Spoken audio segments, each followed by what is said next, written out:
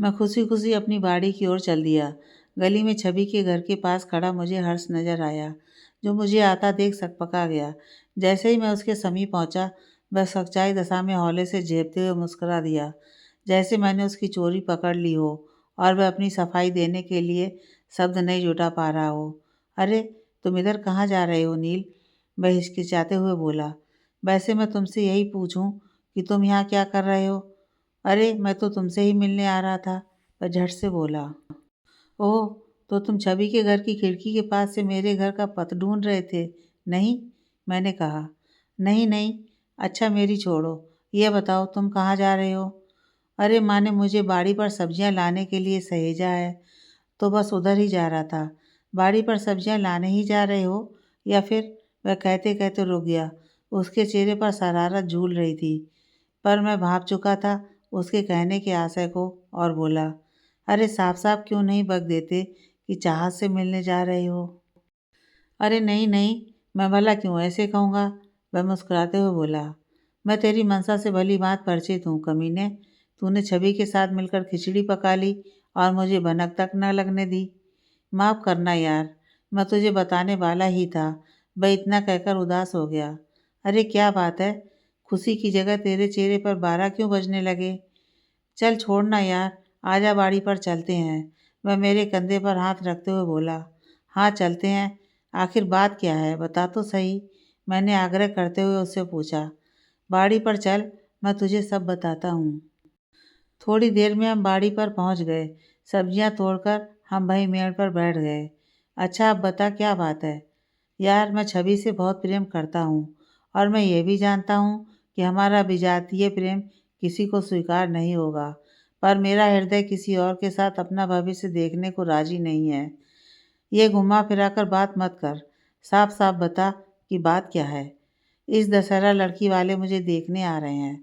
बाबूजी और माँ पहले ही लड़की पसंद कर चुके हैं। समझ नहीं आता कि अब मैं क्या करूँ। अगर स्वयं को मैं अनजाने रिश्ते में बंधने की इजाज़त देता हूँ, तो छवि की भावनाओं का क्या? उसके साथ इस तरह का खिलवाड़ होना मुझे अत्यधिक तकलीफ़ देगा, जो मैं नहीं चाहता। और वैसे भी क्या कहूँगा? मैं छवि से कैसे बयाँ कर पाऊँगा स्वयं की स्थिति को? शायद आई इन परिस्थितियों को ज़िम्मेदार मैं ही तो हूँ। मुझे छवि से प्रेम नहीं करना चाहिए था। वह नम आँखों से बेतासा बोलता जा रहा था। मैं जानता हूँ, सच्चा प्रेम अपनी पूर्णता को कभी प्राप्त नहीं कर पाता। क्यों ना दूर जाकर तुम दोनों अपनी दुनिया बसा लो। मैं यह तो जानता हूँ कि प्रेम में पड़े लोग अंधत्व को प्राप्त कर लेते हैं, पर यह मुझसे ना होगा। वह आंखों में आंसू लिए हताश मन से बोला। उसकी पीड़ा ने मेरी चेतना को धराशायी कर दिया। उसकी व्यवस्था ने मुझे मौन होने पर विवश कर दिया था। यह सत्य है कि व्यक्ति प्रेम के वशीभूत होकर किसी भी मर्यादा का उल्लंघन करने को तैयार हो जाता है। प्रेम व्यक्ति के जीने से मरने तक का सबब बन जाता है, जिसे मात्र अपना ही प्रेम नज़र आता है। और सत्य यह भी है कि सच्चा प्रेम आकर्षण से नहीं होता है, वह तो अपनी प्रेमिका की आत्मा से हो जाता है। और वैसे भी कोई प्रेम में जान समझकर नहीं पड़ता।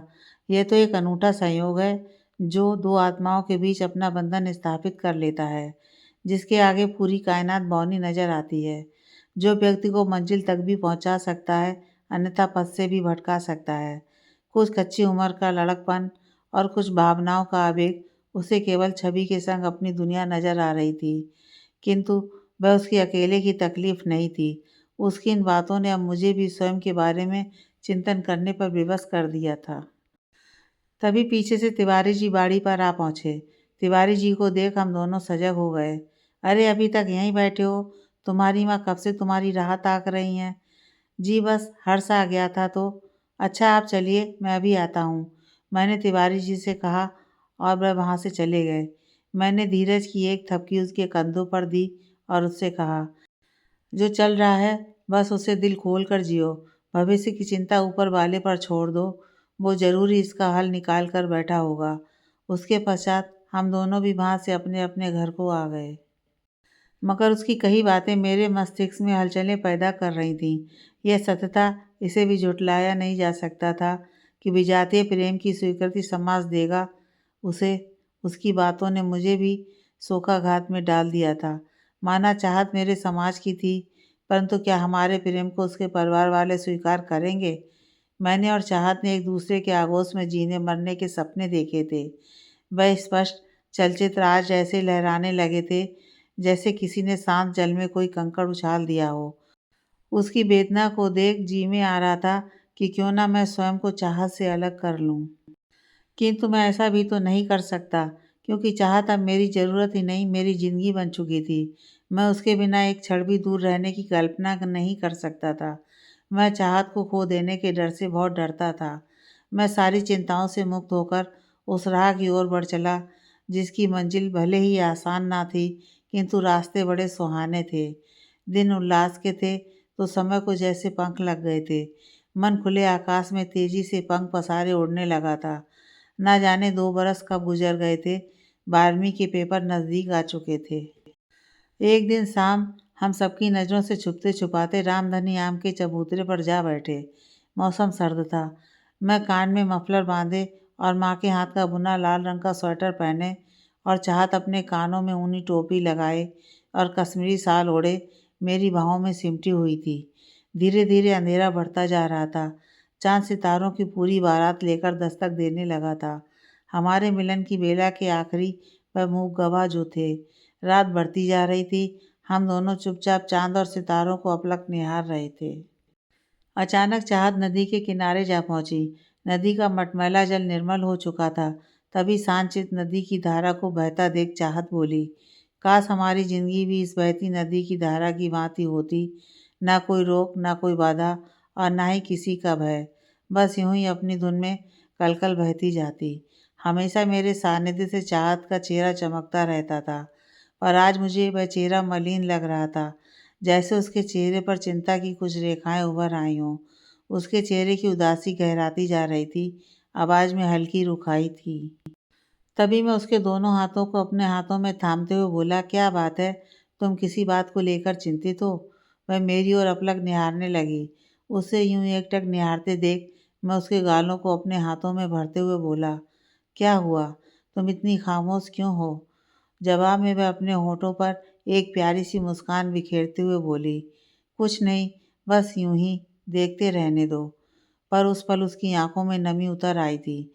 मैंने उसे अपनी बाहों में भींच लिया और स्नेह से उसके सिर को सहलाने लगा। वह खामोशी से मेरे सीने से इस कदर दुबक गई, जैसे कोई छोटा बालक स्नेह पाकर अपनी माँ की गोद से लिपट जाता हो। मैंने अपनी बाहों को खोलते हुए उसके चेहरे को अपने सामने किया। रोशनी में नहाई उसकी काया सपनीली आंखें, उगते सूरज के समान सुर्ख, उसके होंठ उसके सौंदर्य में चार चांद लगा रहे थे। कितना प्रेम करते हो हमसे? वह मेरी आंखों में झांकते हुए बोली। शायद इसका जवाब मैं तुम्हें ना दे पाऊँ, क्योंकि इस संसार में भले ही लोग सरलता से प्रेम को परिभाषित कर देते हों, पर सच तो यह है कि इससे ज़्यादा संसार गहरा है, जिसकी गहराइयों का हम आकलन नहीं कर सकते, जिसकी हम गणना भी नहीं कर सकते, जिसका रहस्य जानना हमारे लिए बेहद ही मुश्किल है। उसी तरह से मेरा भी प्रेम है। इसे सिर्फ महसूस किया जा सकता है और तुमसे बेहतर इसे कोई नहीं समझ सकता। क्या तुम हमें ऐसे ही प्रेम करते रहोगे? हाँ, जब तक यह देह सजीव रहेगा, मैं तुम्हें ऐसे ही प्रेम करता रहूँगा। मैंने उसके माथे को चूमते हुए कहा, अगर हम तुम्हारे पास ना रहे तो?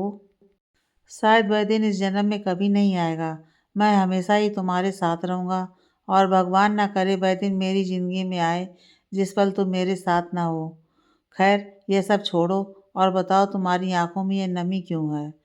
कल छवि ने आशुतोष भाई जी को हमारे बारे में बतियाते सुना था। आशुतोष भाई जी से कह रहा था कि तुम्हारी बहन चाहत और तिवारी जी के लड़के के बीच नाजायज़ ताल्लुक चल रहे हैं।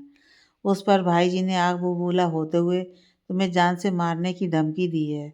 वह इतना बोलकर डरी सहमी सी मेरे चेहरे को ताकने लगी। उसकी बातें सुनकर मेरे हृदय में विषाद की लहर दौड़ गई, जैसे मेरे अस्तित्व पर वज्रपात हो गया हो। समूचा बदन जड़वत हो गया था, दिमाग कुंद हो गया, सोचने समझने की क्षमता, तर्क शक्ति जैसे सब कुछ लोप हो गई हो। मेरी पथराई आंखें सिर्फ उसके मासूम चेहरे को ताक रही थीं। मेरी धड़कनें नगाड़े की तरह मेरे कानों में चोट कर रही थीं। मुझे तनिक भी भय नहीं था कि उसने मुझे मारने की धमकी दी। दुख तो इस बात का था कि उसने मेरे पूजा जैसे पवित्र प्रेम को कलंकित किया था। जानते हो, आशुतोष ने मेरे साथ एक दिन बदसलूकी भी की थी। वह रुंधते गले से बोली। यह सुनकर मेरी आंखों में अंगारे तैर गए। मेरे मुख से बोल नहीं फूट रहे थे, सिवाय क्रोध की अग्नि में झुलसने के। मेरी अंगारों जैसी जलती आंखें देख चाहत सहम चुकी थी और अपनी बाहों में मुझे कसकर भींच लिया था। तभी बिजली की गति से एक प्रचंड डंडे का प्रहार मेरे सिर पर हुआ। इससे पहले मैं संभलने की कोशिश करता कि डंडे का एक और जोर का प्रहार फिर से मेरे सिर पर हुआ। मैं कुछ समझ पाता कि दूसरी तरफ से ताबड़तोड़ प्रहार होने लगे। मैं अपना सिर पकड़ वहीं जमीन पर धराशायी हो गया। चाहत रोती बिलखती अपने भाई जी से मुझे छोड़ने की गुहार लगा रही थी, किंतु आशुतोष नहीं माना। वह बेरहमी से अपने डंडे का प्रहार मुझ पर करता रहा। अपनी जाने तो उन्होंने मुझे जान से मार ही दिया था। चाहत बहुत गिड़गिड़ाई, पर उन दरिंदों ने उसकी एक न सुनी। उनके प्रचंड प्यार की पीड़ा तो सहन हो जा रही थी, किंतु चाहत का बिलखता चेहरा देख जो हृदयाघात हो रहा था, वह असहनीय था। वह मेरी आंखों के सामने से मेरी चाहत को बाल खींचकर घसीटते हुए ले गए। वह मेरे जीवन की सबसे कठोर त्रासदी थी। रात भर मैं उसी नदी के किनारे लहूलुहान पड़ा रहा। जिस्म बेजानता शक्ति नहीं मिल पा रही थी कि स्वयं के पैरों पर खड़ा हो पाऊं। वो सर्द मौसम में गला सूख चुका था। कीड़े की तरह रेंगकर मैंने अपने सूखे गले को नदी के निर्मल जल से गीला किया, पर असहनीय पीड़ा से बोल पाने की शक्ति खो चुका था। तिवारी जी ने मेरी तलाश में पूरी रात एक कर दी, किंतु अपनी नाकाम खोज और व्यवस्था उन्हें भोर पहाड़ तक नदी के किनारे खींच लाई। सामने का दृश्य देख उनकी आंखें पथराई रह गईं। वे आनन फानन में मुझे अपने कंधे पर मूर्छित स्थिति में घर लेकर आए। माँ मेरी हालत को देख अपनी सुध-बुध खो चुकी थी। किसी भी तरह उपचार के लिए मुझे फौरन रामगढ़ लाया गया और वहाँ के एस.एन. मल्टी स्पेशलिटी हॉस्पिटल में भर्ती कराया गया। 3 दिन बाद जब होश आया तो समूचा देह कॉटन की पट्टियों में लिपटा हुआ था। दाहिने भुजा की एक हड्डी टूट चुकी थी। शरीर की पीड़ा असहनीय थी, किंतु मस्तिष्क में उथल-पुथल मचने लगी थी। आखिर कौन सा बड़ा अपराध किया? बस प्रेम ही तो किया था। इतना सब होने के बाद जब होंठ खुले तो भीतर से चाहत का नाम ही निकला। नर्स मुझे होश में आया देख माँ और तिवारी जी को लेकर मेरे वार्ड में पहुंची। मुझे होश में देखकर माँ और तिवारी जी की आंखें उल्लास से भर आईं, पर दूसरे ही क्षण नैराश्य के बादल जो माँ और तिवारी जी के मुख पर विचरने लगे, उनके चेहरे से खुशी लोप हो गई। उनकी यह दशा का कारण मैं समझ नहीं पाया, किंतु जानने को जिज्ञासु था, परंतु बोल पाने में मैं अभी भी परिपूर्ण रूप से सक्षम नहीं था। धीरे धीरे मेरी स्थिति में सुधार होने लगा था। जब मैं पूरी तरह से स्वस्थ हो गया तो डॉक्टर ने मुझे डिस्चार्ज कर घर जाने की अनुमति दे दी। चाहत को देख पाने की लालसा मेरी आंखों में चमक फैलाती जा रही थी, मगर हैरानी मुझे तब हुई जब माँ ने अपने सिर पर मेरा हाथ रख अपनी कसम दे दी और बोली, जिंदगी में कभी भी अब चाहत का नाम नहीं लोगे तुम, और मेरे फैसले का कभी विरोध नहीं करोगे। और मेरा फैसला है कि जब तक हम तुम्हें गांव आने की अनुमति ना दें, तब तक तुम हमारा मुंह नहीं देखोगे। माँ की ममता के आगे मेरी चाहत ने दम तोड़ दिया। ना चाहकर भी मुझे उनके फैसले को स्वीकृति देनी पड़ी। मैं जितना प्रेम चाहत से करता था, उतना ही कहीं माँ और तिवारी जी से भी करता था। वैसे भी गांव में मेरी जान को खतरा था। तिवारी जी ने मुझे अपने मित्र रामचंद्र सक्सेना जी के पास रहने को सुझाया, जो CWC में कार्यरत थे। मैंने उनके फैसले का विरोध नहीं किया और अपनी चाहत का गला घोट अपनी माँ की कसम की लाज रखी और रामगढ़ रहकर मैंने आगे की पढ़ाई जारी रखने का फैसला किया, क्योंकि इसके सिवा दूसरा रास्ता भी नहीं था, और वहीं पर एग्रीकल्चर से डिप्लोमा किया। मैं अपने यथार्थ में लौटा। मेरी आप बीती सुन चाहत की आंखों में आंसू छलकने लगे। अरे अरे, तुम रो क्यों रही हो? इतनी भी दुख भरी कहानी नहीं है मेरी, और वो तो मेरा बीता हुआ कल था जिसे मैं पूरी तरह भुला चुका हूँ। क्या तुम चाहत को एक भी पल के लिए भुला पाए हो? वह मेरी आंखों में देखकर बोली। मैं बात को बदलते हुए बोला, मज़े की बात जानती हो, आशुतोष कौन था? और मुस्कुरा दिया। नहीं, कौन था? चाहत उतावलेपन से अपनी धुली आंखों से अश्कों को पोंछते हुए बोली, आशुतोष तुम्हारे काका शेखर मुखर्जी का लड़का, जिसे तुम सब लोग आंसू आंसू के नाम से जानते हो। आंसू का नाम सुनकर वह अवाक रह गई और पथराई आंखों से मेरी ओर देखकर बोली, अगर तुम्हारे साथ इतना कुछ घटा तो तुमने उन्हें सजा क्यों नहीं दिलवाई? माँ ने ऐसे ही थोड़ी ना कसम दी थी। मेरे होश में आते उल्लास के साथ जो नैराश्य के बादल उनके मुखमंडल पर छाए थे, उनके पीछे भी एक वजह थी। ये बात यहीं आकर ख़त्म नहीं हुई थी। तो आगे क्या हुआ? वह हैरानी से बोली। मैं पुनः एक बार फिर से फिल्मी कैसेट के मानंद रिवाइंड कर अपने फ्लैशबैक चला गया। SN multi speciality hospital Ramgarh.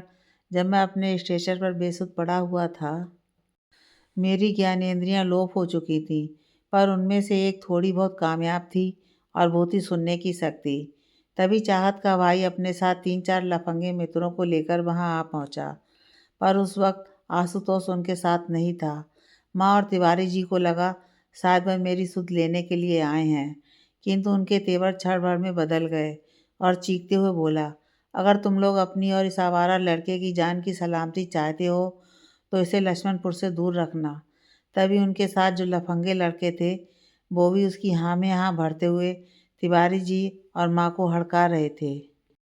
और वे लफंगे बोले, अगर तुम लोगों ने इस वाकया का किसी से भी जिक्र किया तो तुम्हारे इस लड़के के जान पर बन आएगी। और उसके बाद वह सब वहाँ से लौट गए। उसके पश्चात माँ ने अपने कलेजे पर पत्थर रख मुझे स्वयं से दूर रखना उचित समझा। माँ और तिवारी जी ने मेरी सलामती को लेकर इस घटना को बुरा स्वप्न समझकर इसे भूल जाने में भलाई समझी, और फिर कभी मैंने भी इस घटना का किसी से जिक्र करना उचित नहीं समझा। लिहाजा आशुतोष के बारे में किसी को कानो कान खबर नहीं हुई। रहा चाहत का सवाल, तो मैं उसे भूला तो नहीं, किंतु उसकी छवि धूमिल जरूर हुई। फिर छवि और हर्ष का क्या हुआ? जिस सिलसिलेवार ढंग से पूछ रही हो, उससे लगता है कि कोई डिटेक्टिव हो तुम। मैं हंसते हुए चाहत से बोला, अरे मैं, वो भी डिटेक्टिव? सवाल ही नहीं उठता, कहकर वह ठहाके मारकर हंस दी। हर्ष, इसके पीछे उसी की तो साजिशी दिमाग था। आशुतोष तो सिर्फ उसका बनाया हुआ एक प्यादा था, और अपने किए पर वह लज्जित भी। मतलब मैं समझी नहीं। वह चौंकते हुए बोली, जिस रात ये घटनाक्रम हुई थी, उसी दिन सुबह में छवि मेरे घर आई थी। मैं अपने स्टडी कमरे में चाय की चुस्कियां लेने में मसरूफ था। छवि को देख माँ बड़ी खुश थी। वह बड़बड़ाती मेरे कमरे में प्रवेश की और बोली, देखो तुमसे कोई मिलने आया है। मैं चाय का कप हाथ में धरे मैं अपने कमरे से बाहर निकला। देखा तो छवि सामने खड़ी मंद मंद मुस्कुरा रही थी, पर उसकी मुस्कुराहट महज एक बनावटी, जिसे मैं उसकी आंखों में साफ पढ़ पा रहा था। मैंने उसे अपने कमरे में आने को कहा और माँ से उसके लिए चाय लाने को बोला। माँ की मनोदशा यह थी कि ये वही लड़की है, छवि, जिससे मैं प्रेम करता हूँ। छवि हमारी तरह ब्राह्मण कुल से थी, इसलिए माँ को वह सहज लगी। पहली बार जब छवि नोटबुक के लिए घर आई थी, तो माँ ने छवि को देखा था और उसी वक्त उसने यह मान लिया था कि छवि ही मेरा प्रेम है। उन्हें यह जानने की अभिलाषा नहीं थी और स्थिति ने भी कभी अवसर नहीं सुझाया कि मैं माँ को कह सकूं कि मैं इस छवि से नहीं बल्कि चाहत से प्रेम करता हूँ। छवि और मैं कमरे में सहजता से बैठे हुए थे, लेकिन छवि के चेहरे पर उदासीनता के अलावा भय भी झलक रहा था। वह अकुलाहट भरी नज़रों से कमरे में इधर-उधर ताक रही थी। उसकी अकुलाहट देख मैं सदमे में था। आखिर क्या बात है, जो चंचल और हंसमुख छवि इस तरह से मौन विकल निगाहों से इधर-उधर ताक रही है? तभी माँ चाय लेकर उत्फुल्लता से कमरे में समाई और चाय रख वापस बरामदे की ओर चली गईं। इस ऊहापोह में कि कहीं उनके सबब हमें बातें करने में उद्विग्नता न हो। छवि चुपचाप सहमी सी चाय का घूंट भर रही थी। तभी मैंने उससे पूछा, क्या हुआ? तुम इतनी भयभीत क्यों हो? नील, मुझे तुमसे कुछ बताना है। हाँ बोलो, क्या बात है छवि? कल दोपहर मैं और हर्ष टिफिन के दौरान अपने स्कूल के मैदान में जा पहुँचे, जहाँ अगस्त के वृक्ष के पास जो कंक्रीट की बनी बेंच पड़ी है, उसी पर जा बैठे थे। हर्ष काफ़ी परेशान और उदास लग रहा था। उसकी उदासी को देखकर मुझसे रहा ना गया और मैंने उससे पूछ ही लिया, क्या हुआ हर्ष, तुम्हारा चेहरा क्यों उतरा हुआ है? छवि, मुझे तुमसे कुछ पूछना है, उसने कहा। हाँ बोलो हर्ष, क्या बात है? एक दिन तुम भी ब्याह कर किसी और के साथ मुझसे परे चली जाओगी ना? अरे मैं तुम्हें छोड़कर कहीं नहीं जाऊंगी, और अगर तुम यह सोचकर उदास हो तो इसके लिए निश्चिंत रहो, हम एक दूसरे के साथ ही रहेंगे, मैंने आश्वासन देते हुए उससे कहा। मुझे डर लगता है कि कहीं हमारी राहें जुदा ना हो जाएं। ये क्या निरर्थक बातें कर मेरे हृदय को विषादपूर्ण कर रहे हो। मैं तुम्हें त्याग किसी की बाहों में संभवतः मगर जीवित न रह पाऊं हर्ष। वैसे भी शीघ्र ही मैं अपने माँ और बाबूजी से तुम्हारे बारे में बता दूंगी। क्या कहोगी उनसे छवि? यही कि हर्ष बहुत ही नेक और शरीफ लड़का है। हम दोनों एक दूसरे से प्रेम करते हैं और साथ में ब्याह करना चाहते हैं। तुम्हें पता है, हमारा प्रेम तो विजातीय है। क्या तुम्हारे घर वाले हमारे प्रेम को स्वीकृति देंगे, ये जानते हुए भी? मुझे इन सब बातों से फर्क नहीं पड़ता हर्ष, तुम मानो या ना मानो, मगर तुम्हारे घर वाले तुम्हारे फैसलों को कभी स्वीकार नहीं करेंगे छवि। मैं तुम्हारे लिए अपने माँ बाबूजी से लड़ने के लिए तैयार हूँ, पर तुम्हें मेरा साथ देना होगा। मैं तुम्हारे साथ हूँ, किंतु किंतु क्या हर्ष? तुम्हें खो देने के डर से सहम जाता हूँ। मुझे तुम्हारा होने से संसार की कोई भी शक्ति नहीं रोक सकती है। तो इसमें यूं इस तरह से भय और चिंतित होने वाली कौन सी बात है छवि? मैंने सरल भाव में कहा। पर तुम अभी एक बात से अनभिज्ञ हो नील। किस बात से छवि? मैंने हैरानी भरी निगाहों से उसके चेहरे को निहारते हुए कहा। तभी मेरे जहन में हर्ष की कही कुछ समय पूर्व की बात बिजली सी कौंधी, जब उसने मुझे कहा था कि उसे लड़की वाले देखने आ रहे हैं, किंतु उसके बाद उसने इस बात का कभी जिक्र नहीं किया। किस गहन विचार में पड़ गए नील? कुछ नहीं। हाँ, वैसे मैं किस बात से अनभिज्ञ हूँ? अभी तुम कह रही थी। मैं अपने सिर को खुजलाते हुए बोला। जैसे ही मैं स्कूल के बाद अपने घर पहुंची तो बाबूजी सामने खाट पर बैठे थे। घर में सब मेरे चेहरे को ही ताक रहे थे। बाबूजी के चेहरे पर मंद मंद मुस्कान तैर रही थी, जो कोई खास मौके पर ही ऐसा हुआ करता था, क्योंकि वह थोड़े कड़क मिजाज के थे। मैं थोड़ी हैरान थी कि बाबूजी ने स्नेह भरे लहजे में मुझे अपने पास अपनी खाट पर बैठने को कहा। मैं खिले हुए चेहरे के साथ उनके पास खाट पर जा बैठी। हमारी बिटिया रानी बड़ी भाग्यशाली है, वह मेरे सिर पर हाथ रखते हुए बोले। क्या बात है बाबूजी, आज आप? मैं बस इतना ही कह पाई थी कि तभी माँ बोली, तुम्हारे लिए एक अच्छे घर से रिश्ता आया है, और मुस्कुरा दी। बस हमारे हाँ कहने की देर है। बाबूजी मेरे सिर पर लाड़ से हाथ फेरते हुए बोले। अचानक ब्याह की बात सुनकर मैं स्तब्ध रह गई। मेरे चेहरे की आभा फीकी पड़ने लगी। मेरी आंखों के सामने हर्ष का उदास चेहरा तैरने लगा। उन्होंने लड़के की तस्वीर भेजी है, पर मैं और बाबूजी सोच रहे हैं कि किसी दिन उन्हें बुला लें, ताकि तुम भी लड़के से मिल सको। अगर बात बन गई तो तुम्हारा ब्याह कर हम बेटी रूपी भार से मुक्त हो जाएंगे। माँ ने अपनी बात सहजता से कह डाली। उनकी बातें सुनकर मेरा समूचा शरीर जड़बत हो गया। मेरी चेतना क्षीण होने लगी। विषाद मेरे अंतस के भीतर समाने लगा। कुछ पल के लिए माहौल में खामोशी कायम हो चुकी थी। मैं चुपचाप अपलक शून्य में ताक रही थी। मेरी चुप्पी को माँ ने महज एक लज्जा समझा। तभी माँ खामोशी को ध्वस्त करते हुए बोली, तो किस दिन बुला लिया जाए, बोलो। अरे माँ, अभी इतनी जल्दी भी क्या है? मैंने सहज होते हुए कहा। बेटा, लड़का अच्छे घर से है और अच्छी नौकरी भी करता है। बाबूजी ने नेह भरी निगाहों से मेरी ओर देखकर कहा। पर बाबूजी, पर कुछ नहीं। यह हमारा फैसला है, जो तुम्हें मानना होगा। सिर्फ हमें बस तुम्हें यह बताना था, सो हमने बता दिया। तुम्हारी राय नहीं मांगी है हमने, फैसला सोच समझ कर लिया है। उन्होंने अपनी बात पर जोर देते हुए कहा। आज ही तो हर्ष से कहा था कि संसार की कोई भी शक्ति हमें एक होने से नहीं रोक पाएगी। पर हमें यह नहीं मालूम था कि हमारे स्वयं के बाबूजी ही हमारे और हर्ष के मध्य दीवार बनकर खड़े हो जाएंगे। मैं इस बात से आगाह थी कि यह एक न एक दिन होना था, किंतु यह नहीं सोचा था कि इतना शीघ्र ही होगा। मेरे पास कहने के लिए अब कुछ नहीं रह गया था, और बाबूजी को मनाना इतना आसान नहीं था। इसलिए हर्ष के बारे में बात करना इस वक्त ठीक न होगा। इस लिहाज से मैं मन ही मन बड़बड़ाते हुए खाट से उठी और अपने तेज कदमों से कमरे में चली गई और खिड़की के पास रखी कुर्सी पर बैठ गई। जिस बात का डर था वही हुआ। देखो, अब लड़ झगड़ कर अपनी बात मनवाने का कोई फायदा नहीं। मैं तुम्हारे और तुम्हारे परिवार के बीच कोई लड़ाई झगड़ा नहीं चाहता।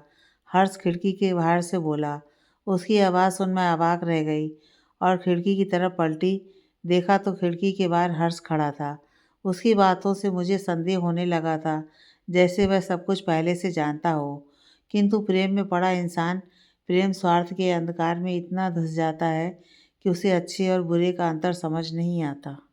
हर्ष, तुमने तो कहा था कि हर हालातों में तुम मेरा साथ दोगे। अब क्यों बुज़दिलों की तरह पीछे की माँ अंदर मेरे कमरे में प्रविष्ट हुईं। माँ को देख हर्ष झट से खिड़की से ओझल हो गया।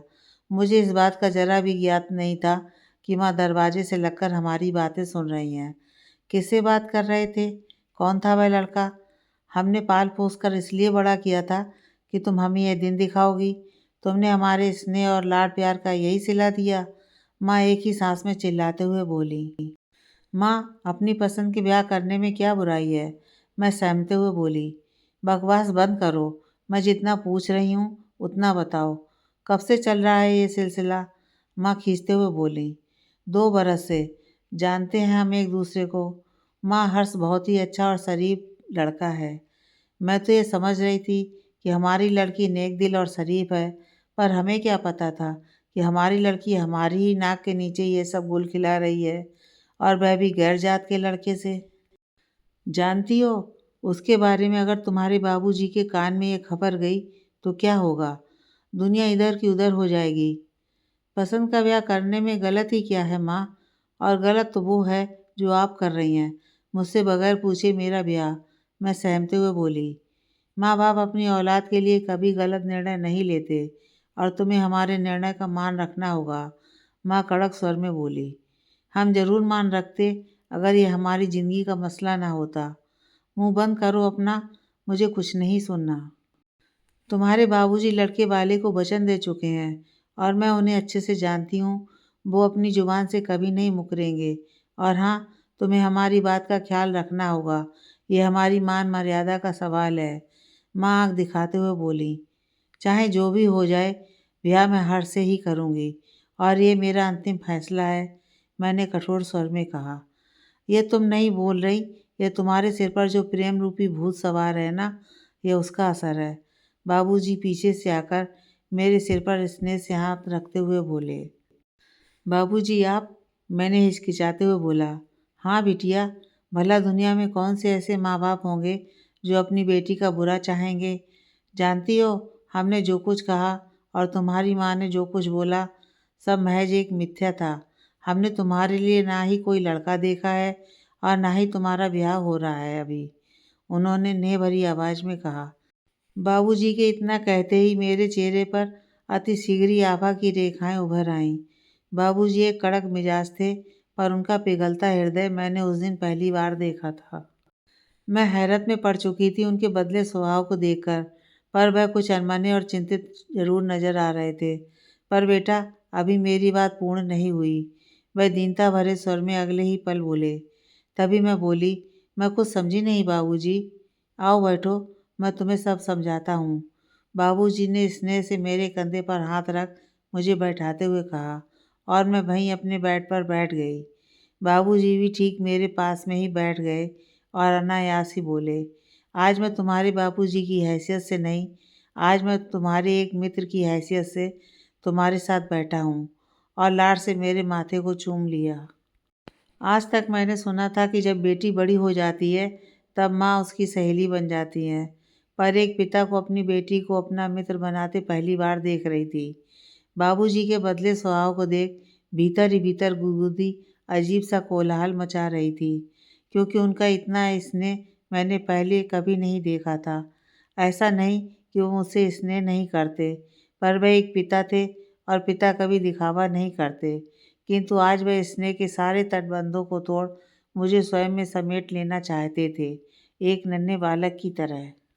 जिस हर्ष से तुम प्रेम करती हो ना, वो एक गैर बिरादरी का लड़का है, ये तुम भली भांति जानती हो, जिससे तुम्हारा ब्याह होना असंभव सा है।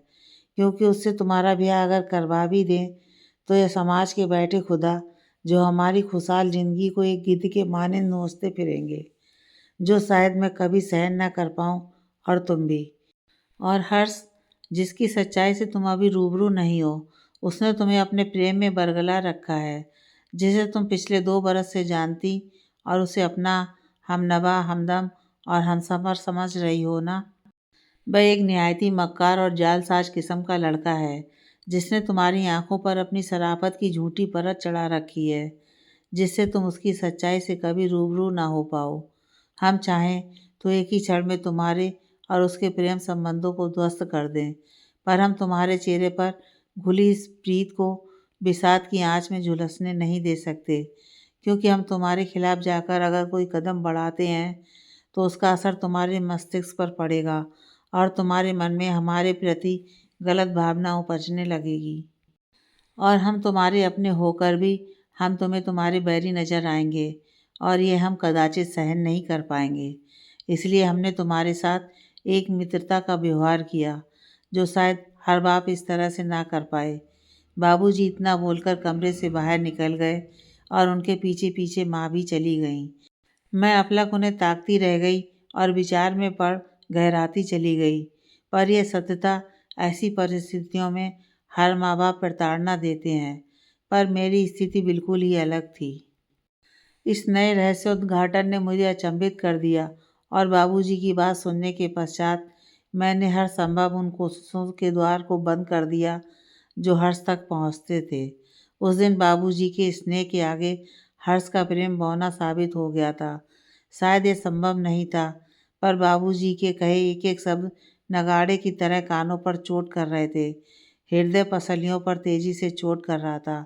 पर जो बातें बाबूजी ने हर्ष के बारे में कहीं, क्या वह सत्य थीं और कितनी, बस यही मेरे भीतर में बार बार कौंध रही थी। मुझे उनकी बातों पर पूर्ण विश्वास था, परंतु न जाने दिल स्वीकृति देने को तैयार नहीं था। कुछ क्षण मैं एकांत में अपने ही कमरे में बेजार सी इधर उधर टहलती रही। मैं अपने मन को दूसरी ओर मोड़ना चाहती थी, किंतु न जाने क्यों घड़ी घड़ी उन्हीं की कही बातों की ओर खिंचती चली जा रही थी, जो बाबूजी ने हर्ष के बारे में कहीं। अचानक मुझे चाहत का ख्याल आया और मैं चाहत से मिलने उसके घर के लिए निकल पड़ी। जैसे ही मैं गली में पहुंची तो जो देखा और जो सुना, उससे मैं हैरत में पड़ गई। हर्ष और आशुतोष चाहत के भाई जी को तुम्हारे और चाहत के बारे में अभद्र बातें कर बरगला रहे थे, जिसे सुनकर वह क्रोध से आग बबूला हो उठा था और तुम्हें मारने की धमकी दे रहा था। यह सुन पैरों तले जमीन सरक गई। समझ नहीं आ रहा था कि तुम्हारा प्रिय मित्र आखिर तुम्हारे खिलाफ जाकर इस तरह की बातें क्यों कर रहा है। मैं आनन फानन में भागती हुई चाहत के घर पहुंची और चाहत को सारी बातें बताईं। अर्थात वही बातें बताने के लिए मैं उस रोज़ चाहत को दामोदर के किनारे ले गया था। लेकिन मन में एक संदेह बार बार कौंध रहा था कि हर्ष, जो मेरा सबसे अच्छा साथी, भला वो क्यों मेरे साथ ऐसा करेगा। लेकिन इन सब के बारे में मैं चाहत से कुछ कहता कि चाहत ने सारी बातें बयां कर दी, पर उसने हर्ष का जिक्र अपनी बातों में नहीं किया। मेरा संदेह और गहरा गया। मैं आगे कुछ बोल पाता उससे पहले मेरा हश्र वो हुआ जिसकी मैं कल्पना भी नहीं कर सकता था। अरे, तुम दोनों यहाँ बैठे हो और मैं तुम्हें कब से नीचे ढूंढ रही हूँ। चलो अब खाना खा लो। और ये कब आई? माँ अटारी पर आते हुए बोली। चाची जी, आप भुलक्कड़ होती जा रही हैं। मैं आप ही से तो पूछकर ऊपर आई थी और आप ही पूछ रही हैं कि मैं कब आई। चाहत शरारत भरी नज़रों से बोली। ओह, सच में भुलक्कड़ होती जा रही हूँ। मैं स्वयं पर संदेह करती हुई अपने माथे को अपनी हथेली से थपकी देते हुए बोली। ठीक है माँ, आप चलिए, मैं अभी आया, मैंने बोला और माँ नीचे चली गई। पर हर्ष ने तुम्हारे साथ ऐसा क्यों किया? चाहत फिर सवालिया नज़रों से मेरी तरफ देखकर बोली। हर्ष तो निर्दोष था, मैं खामखा उस पर शक कर बैठा। यह मुझे तब पता चला जब आशुतोष मेरे पास रामगढ़ आया था। आशुतोष की कई बातों से वो भ्रम खिन्न हुआ, जो छवि के सुने वृत्तांत से मेरे मन में उपजा था, जिसने मुझे हर्ष पर शक करने को विवश कर दिया था। किंतु तुमने तो कहा था कि इस घटना के पीछे हर्ष था। हाँ, कहा तो था, पर यह हकीकत नहीं है। मैं किसी की कई बातों से हिप्नोटाइज जो हो गया था। ये क्या बोल रहे हो? तुम्हारी बातों से ऐसा लग रहा है जैसे एक सस्पेंस थ्रिलर कहानी के राइटर की भांति नए नए चित्रपट गढ़ रहे हो। ऐसा तो नहीं कि तुम मुझे बरगलाने के लिए मनगढ़ंत कहानी रच रहे हो? चाहत चिढ़ते हुए बोली।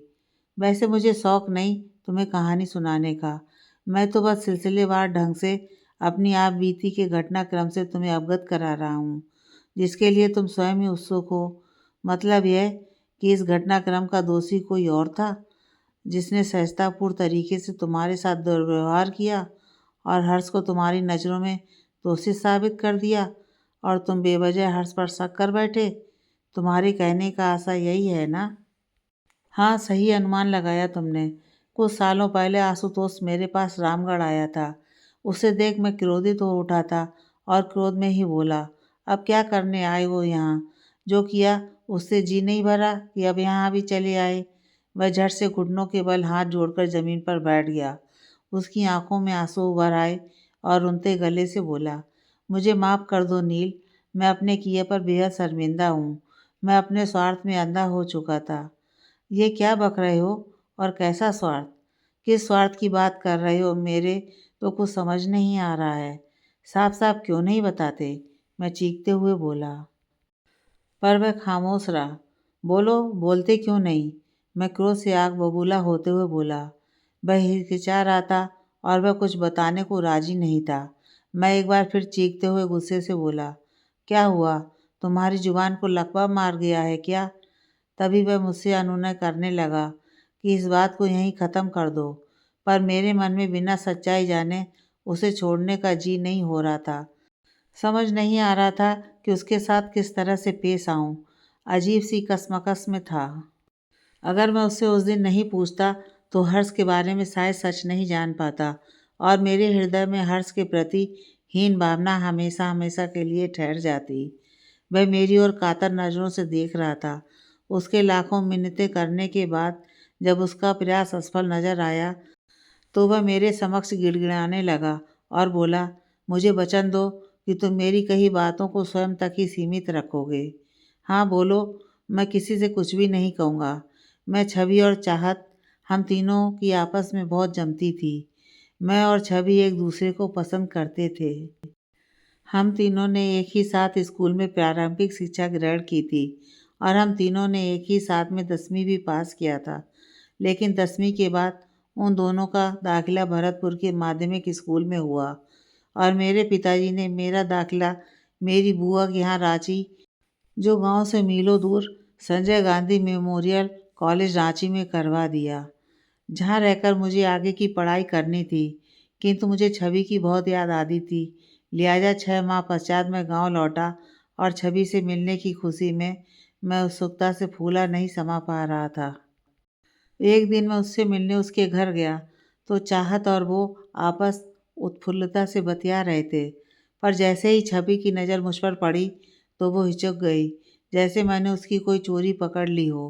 वो अनमने मन से बोली, अरे ना कोई पत्री, ना कोई खबर, कब आए हो तुम?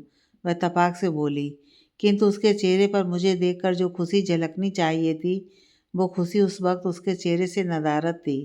उसके बदले स्वभाव को देख मैं असहज महसूस करने लगा और अपने चेहरे पर बनावटी मुस्कान लिए मैंने कहा, अच्छा तुम बातें करो, मैं चलता हूँ, बाद में आता हूँ। आगे की कहानी नेक्स्ट पार्ट में।